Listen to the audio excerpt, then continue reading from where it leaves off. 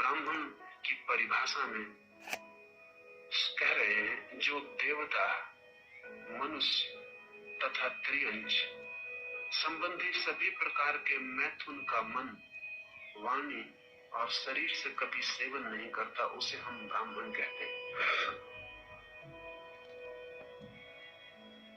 सुन के थोड़ी हैरानी होगी कि महावीर कहते हैं जो देवता, मनुष्य, पशु, पक्षी किन्हीं का भी मन, वाणी और काया से मैथुन का सेवन नहीं करता, उसे हम ब्राह्मण कहते हैं। तो ब्राह्मण एक उपलब्धि है, एक चित्त की दशा है जहां वासना बिल्कुल तिरोहित हो गई, जहां वासना किसी भी रूप में नहीं पकड़ती। अगर आप मनुष्य के साथ अपने संबंधों को विकृत करेंगे तो आपकी वासना पशुओं के साथ जुड़नी शुरू हो जाएगी। पश्चिम में बड़ा खतरा पैदा हुआ है और पश्चिम में जगह जगह ऐसी समितियां निर्मित हो रही हैं जो पशुओं को आदमी की काम वासना से बचाने का उपाय कर रही हैं। क्योंकि मनुष्य मनुष्य के साथ ही काम वासना के संबंध जोड़ रहा हो ऐसा नहीं है, पशुओं से भी जोड़ रहा है। और एक पूरा रोग पशुओं के साथ मनुष्य के काम वासना के संबंधों का विकसित होता जा रहा है। महावीर का वचन सुन के लगता है कि महावीर मनुष्य के बहुत गहरे तक देख रहे हैं। अगर आदमी को रोका जाए, जबरदस्ती रोका जाए, तो उसकी वासना नीचे गिर सकती है, वो पशुओं के साथ संबंध जोड़ना शुरू कर सकता है। एक सुविधा है, क्योंकि मनुष्य के साथ जब काम वासना के संबंध जोड़े जाते हैं तो उत्तरदायित्व भी जुड़ता है। अगर किसी स्त्री को आप प्रेम करते हैं तो आप जिम्मेवारी भी अनुभव करते हैं। वो स्त्री कल गर्भिणी हो जाए, उस स्त्री का जीवन आपके लिए मूल्यवान हो गया, उस स्त्री को दुख पीड़ा न हो, वो सारी जिम्मेवारी आपके ऊपर है। लेकिन पशु के साथ अगर कोई आप काम संबंध निर्मित कर लेते तो कोई जिम्मेवारी नहीं। और पशु अबोध है और पशु निषेध भी नहीं कर सकता और पशु लड़ भी नहीं सकता। पश्चिम में कुत्तों के साथ इतने ज्यादा काम संबंध निर्मित हो रहे हैं कि जिसका कोई हिसाब नहीं। मनोवैज्ञानिक बहुत चिंतित है कि ये क्या हो रहा है, आदमी कैसे नीचे गिर रहा है। गिरने का कारण है क्योंकि मनुष्य और मनुष्य के बीच इतनी जटिलता हो गई है। पश्चिम में स्त्री और पुरुष के बीच संबंध इतना भारी मालूम पड़ता है और उसमें इतना कल है और इतना उपद्रव है कि उस तरफ से आदमी हटा रहा आदमी को। पशु तक भी बात नहीं है। अभी डेनमार्क में एक सेक्स फेयर था, एक काम वासना का मेला था, जिसमें स्त्री और पुरुषों के गुड्डे पूरे शरीर की माप के बेचे गए।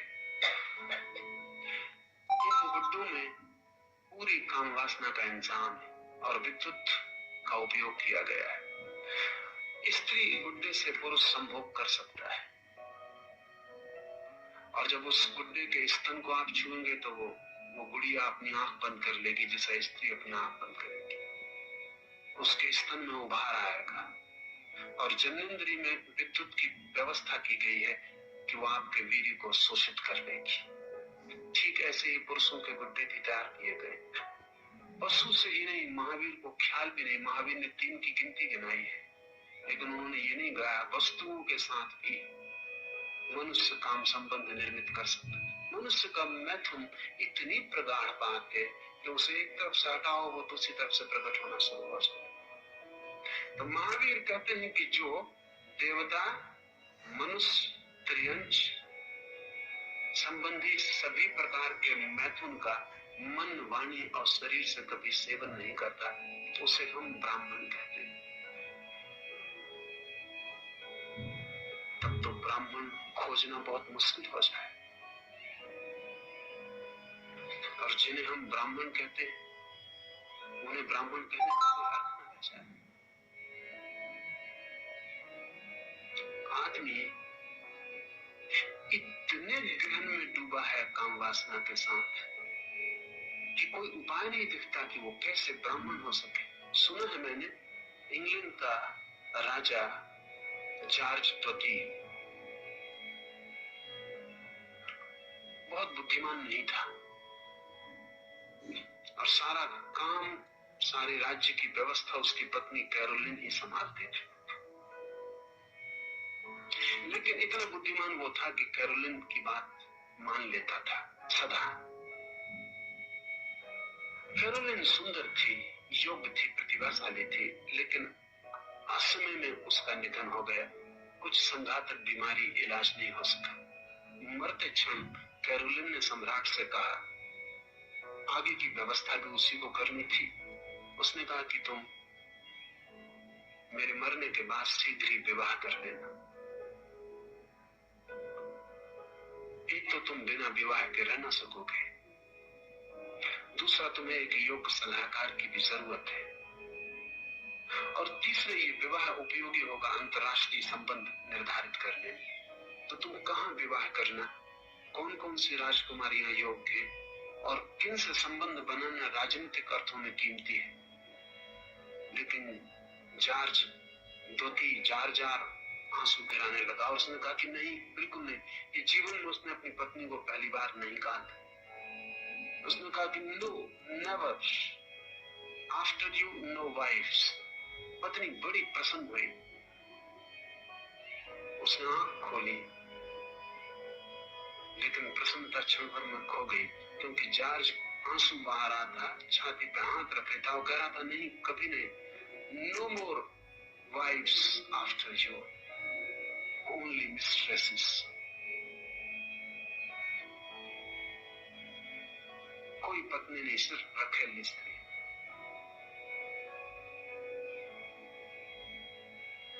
वासना बड़ी गहरी है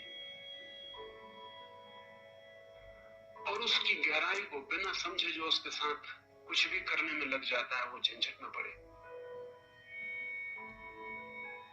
सब सिद्धांत ऊपर रह जाते हैं, सब शास्त्र ऊपर रह जाते।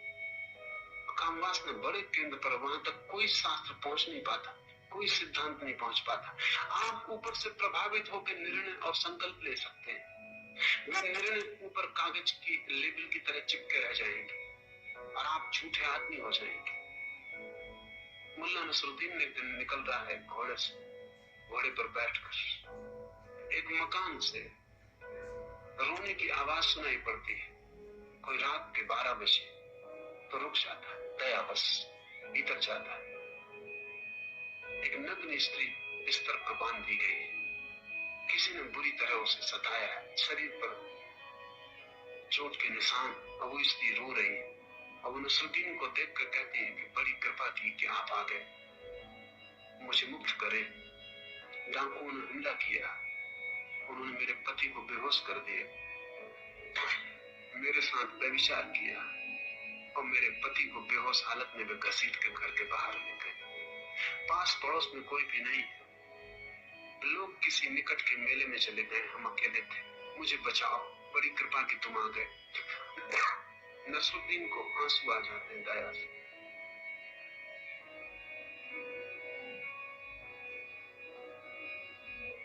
उसे बड़ी पीड़ा होती, लेकिन बजाय स्त्री के बंधन खोलने के वो अपने कपड़े उतारना शुरू कर। वो स्त्री कहती, आप क्या कर रहे हैं? नसरुद्दीन कहता है कि माफ कर, excuse me lady, but this day is not lucky for you. आज का दिन तुम्हारे लिए सौभाग्यपूर्ण नहीं। मैं तुम्हें बचाना चाहता हूं, लेकिन बचा नहीं सकता। सारी दया, सारे ब्रह्मचर्य, सारे शास्त्र, सारे उपदेश ऊपर रह जाते हैं।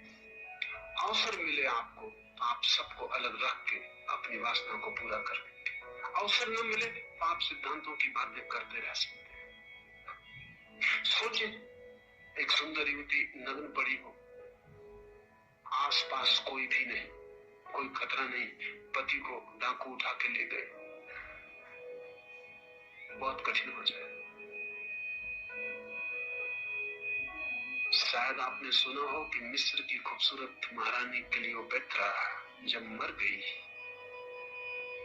तो उसकी कब्र से उसकी लाश चुरा ली गई और 3 दिन बाद लाश मिली और चिकित्सकों ने कहा कि मुर्दा लाश के साथ अनेक लोगों ने संभोग किया।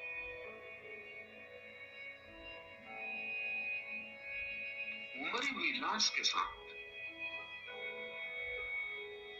और निश्चित ही ये कोई साधारण जन नहीं हो सकते थे जिन्होंने क्लियोपेत्रा की लाश चुराई होगी, क्योंकि क्लियोपेत्रा की लाश पर भयंकर पहरा था। ये जरूर मंत्री, वजीर, राजा के निकट लोग, राजा के मित्र, शाही महल से संबंधित लोग, सेनापति, इसी तरह के लोग थे, क्योंकि क्लियोपेत्रा की लाश तक भी पहुंचना साधारण आदमी के लिए आसान नहीं था। और चिकित्सकों ने कहा कि अनेक लोगों ने संभोग किया। 3 दिन के बाद लाश वापस मिली। आदमी की वासना कहां तक जा सकती है कहना बहुत मुश्किल है, एकदम कठिन। और महावीर कहते हैं ब्राह्मण वही है जो काम वासना के ऊपर उठ गया हो, जिसे किसी तरह की वासना न पकड़ती हो। क्या ये संभव है? संभव है। असंभव जैसा दिखता है लेकिन संभव है। असंभव इसलिए दिखता है कि हमें ब्रह्मचर्य के आनंद का कोई भी अनुभव नहीं।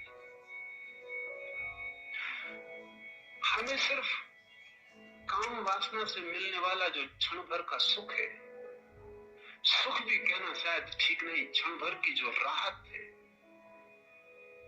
क्षण भर के लिए हमारे शरीर से जैसे बोझ उतर जाता है।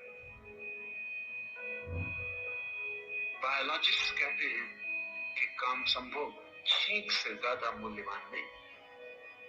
जैसे छींक बेचैनी करती और नासापुट परेशान होने लगते हैं और लगता है किसी तरह छींक निकल जाए तो हल्कापन आ जाता है, ठीक करीब करीब साधारण काम वासना छींक से ज्यादा राहत नहीं देती।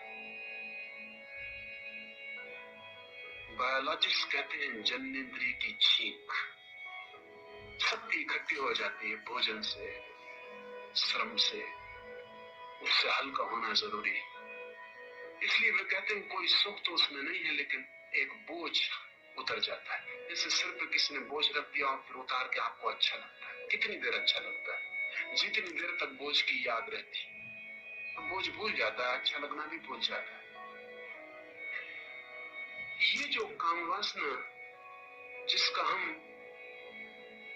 बोझ उतारने के लिए उपयोग करते रहे हैं और हमने इसके अतिरिक्त कोई आनंद नहीं जाना है, छोड़ना मुश्किल मालूम पड़ती है। क्योंकि जब बोझ घना होगा तब हम क्या करेंगे? और आज की सदी में तो और भी मुश्किल मालूम पड़ती है, क्योंकि पूरी सदी के वैज्ञानिक ये समझा रहे हैं लोगों को कि छोड़ने का न तो कोई उपाय है काम वासना, न छोड़ने की कोई जरूरत है। न केवल ये समझा रहे हैं बल्कि ये भी समझा रहे हैं कि जो छोड़ता है वो ना समझ है, रुग्ण हो जाएगा, जो नहीं छोड़ता वो स्वस्थ है। शायद आप आधुनिक साहित्य से जरा भी परिचित नहीं होंगे, क्योंकि भारत करीब करीब 200-300 साल पीछे की हालतों में मन से भी जीता है, लेकिन इधर 100 वर्षों में पश्चिम में ऐसा साहित्य निर्मित हुआ है जिसका वैज्ञानिक समर्थन है, जो कहता है कि नियमित काम वासना में जाना आदमी के स्वस्थ होने के लिए जरूरी है। जो आदमी नहीं जाएगा नियमित काम वासना में वो अस्वस्थ हो जाएगा। वैज्ञानिकों की खोजें समझा रही हैं आदमी को कि काम वासना मनुष्य का चरम अर्थ है, उसके आगे न कोई अर्थ है, न कोई प्रयोजन है, न कोई आनंद है। धर्म की बातचीत सब बकवास है। आदमी एक पशु है और पशु से ज्यादा होने की कामना ही सिर्फ भ्रम, एक सपना है। और बड़े बेहूदे प्रयोग भी विज्ञान के नाम पर चल रहे हैं। अमेरिका में सेक्स लैब बनाए गए हैं जहां मनुष्य की काम वासना का वैज्ञानिक अध्ययन हो रहा है, जो कि बड़ा अजीब और बड़ा अमानवीय है, जिसको हम सोच भी नहीं सकते।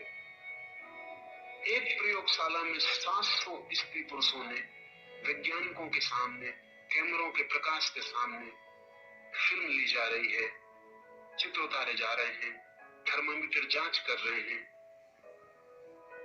पुरुष की इंद्री में क्या घटनाएं हो रही हैं उनका रिकॉर्ड लिया जा रहा है, स्त्री की योनि में भीतर क्या शारीरिक घटनाएं घट रही हैं, उनका रिकॉर्ड लिया जा रहा है। 2500 यंत्र लगे हुए हैं, 2500 लोग खड़े हुए, 700 लोगों ने इस समूह के सामने संभोग करके दिखाया ताकि अध्ययन किया जा सके। अध्ययन हुआ भी और कीमती नतीजे भी हाथ आए। लेकिन मेरा मानना है कि जो दो व्यक्ति 50 लोगों के सामने मंच पर संभोग कर सकते हैं, इतनी यांत्रिक व्यवस्था और आयोजन के बीच उनका संभोग यांत्रिक होगा। उसमें से मनुष्य तो विदा हो गया, वो सिर्फ दो शरीरों का संभोग होगा और वो भी एकदम यांत्रिक। और ये मनुष्य भी ऐसे होना चाहिए जिनकी चेतना करीब करीब मर चुकी है, अन्यथा सहज ही आदमी प्रेम में प्राइवेसी खोजता है, एकांत खोजता है। क्योंकि प्रेम इतनी एकांत की घटना है, दो व्यक्तियों के बीच का इतना निजी संबंध है कि कोई तीसरा उसे न देखे। लेकिन जब आदमी रुग्ण हो जाता है तो वो चाहता है कि कोई तीसरा देखे। ये जो 700 लोग जो स्वेच्छा से वॉलंटियर किए और जिन्होंने संभोग करके दिखाया प्रयोगशाला में, ये जरूर रुग्ण रहे होंगे। और ये ही रुग्ण रहे हों ये भी नहीं, जो लोग चित्र लेने को खड़े हैं, जांचने को खड़े हैं, इनके मन का भी ठीक से परीक्षण किया जाए तो ये भी रुग्ण है। अन्यथा दूसरे को काम संभोग में देखने की वासना, देखने की इच्छा, देखने के लिए बहाना खोजना स्वस्थ मन का लक्षण नहीं हो सकता। और जो परिणाम आए वो स्वाभाविक रूप से भौतिक है। तो यंत्र की तरह सारी बात तय कर दी गई कि क्या क्या घटना घटती है शरीर में। आत्मा का कोई संबंध नहीं है, काम वासना को कोई संबंध मनुष्य से नहीं है। दो शरीरों के बीच शक्तियों का आदान प्रदान है और वो भी राहत के लिए। और ये राहत वैज्ञानिक समझा रहे हैं कि बिल्कुल जरूरी है। और जो व्यक्ति इस राहत से अपने को रोकेगा वो रुग्ण हो जाएगा। उनकी बात में थोड़ी सच्चाई, अगर कोई सिर्फ रोकेगा तो रुग्ण हो जाएगा। उनकी बात में झूठ भी है, कोई अगर सिर्फ भोगता ही चला जाएगा तो भी नष्ट हो जाएगा।